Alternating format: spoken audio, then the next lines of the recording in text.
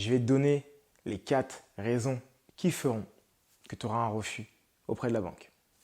A tout de suite.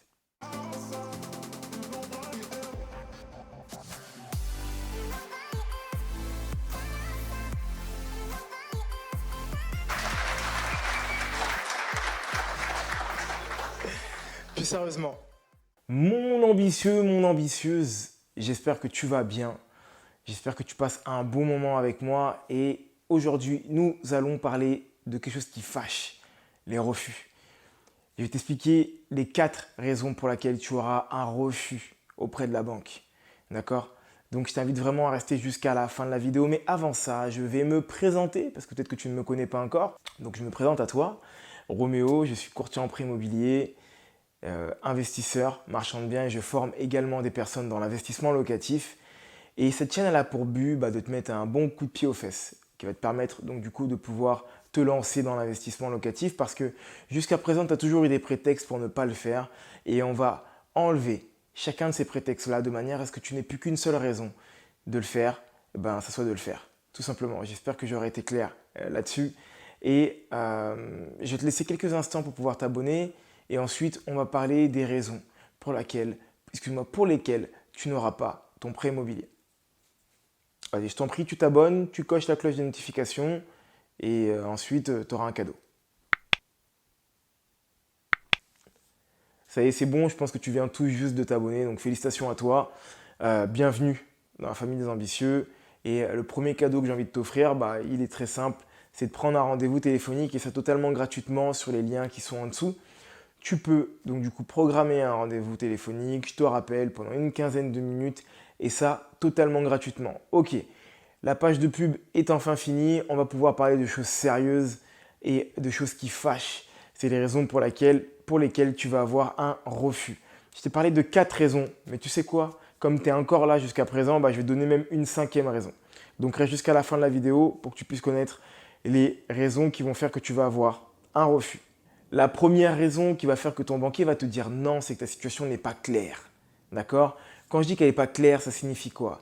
C'est que tu es encore en période d'essai, tu viens juste de finir ta période d'essai, que les chiffres que tu lui as donnés pour ton projet ne sont pas vraiment clairs, ou bien qu'il y a des erreurs, ou que tu lui montres un projet toutes les semaines. C'est les raisons qui vont faire que ton banquier va te dire non en fait. Il va se dire ok, là il n'est pas encore à point le client. Il n'est pas encore prêt à avoir investir. Il ne sait pas que tu es ambitieux lui. Il ne sait pas que tu regardes cette chaîne malheureusement parce que sinon je pense qu'il t'aurait directement donné l'obtention de ce prêt-là.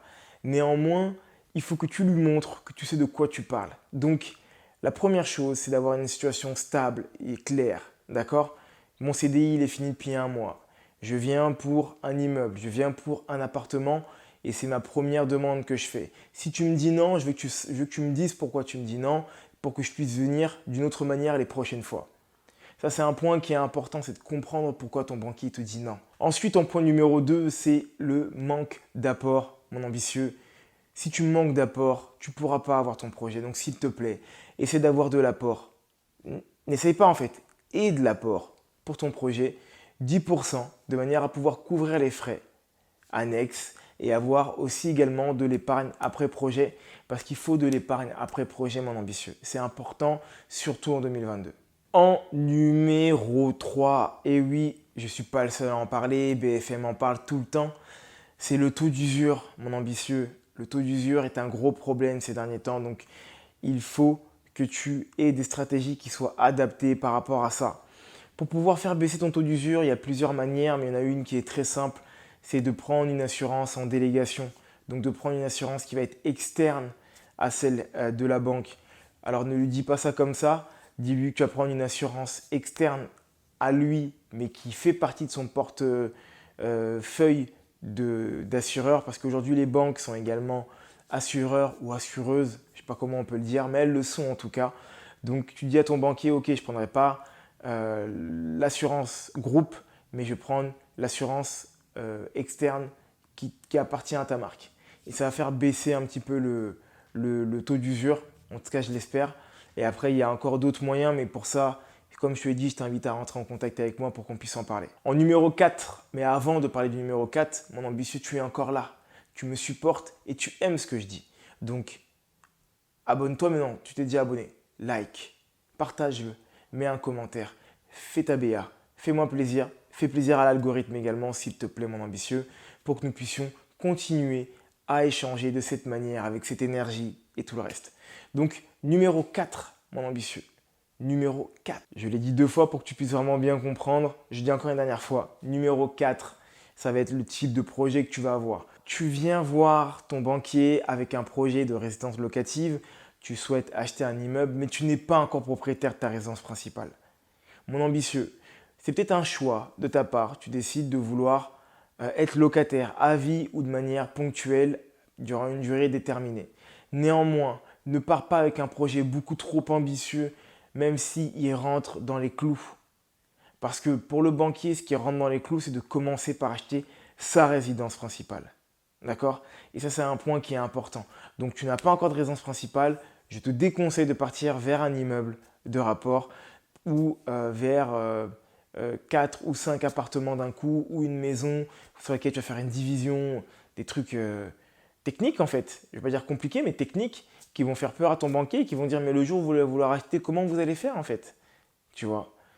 Ne commence pas par ça, commence par quelque chose d'assez simple et qui rentre bien sûr dans ton projet. Et ensuite, si tu veux, soit tu pars sur un truc un peu plus technique ou soit tu pars sur une résidence principale.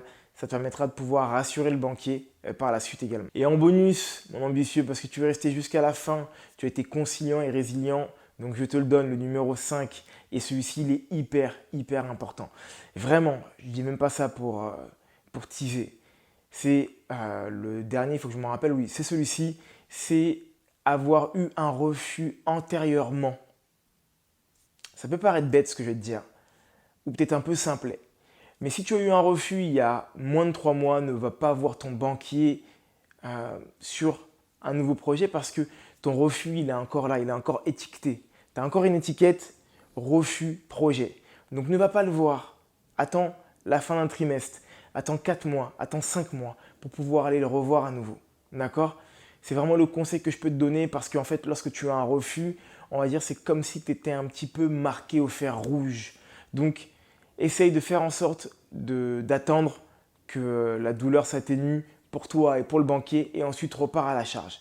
C'est vraiment le gros conseil que je peux te donner, c'est celui-ci, d'attendre et aussi de mieux préparer ton projet de manière à ne pas avoir le même refus parce que essayer de faire la même chose à chaque fois et d'avoir un résultat différent, c'est ce qu'on appelle de la bêtise. Et tu n'es pas bête, mon ambitieux, donc tu ne le feras pas. D'accord? Et voilà mon ambitieux, c'est la fin de cette vidéo. C'était ton humble serviteur pour le plaisir de te servir et j'espère que ça t'aura servi mon ambitieux. Je ne sais pas quand est-ce que tu vas regarder cette vidéo, que ce soit en journée, en soirée, peu importe à quel moment tu la regardes. Ce qui importe, c'est que tu continues à croire en toi et à te former.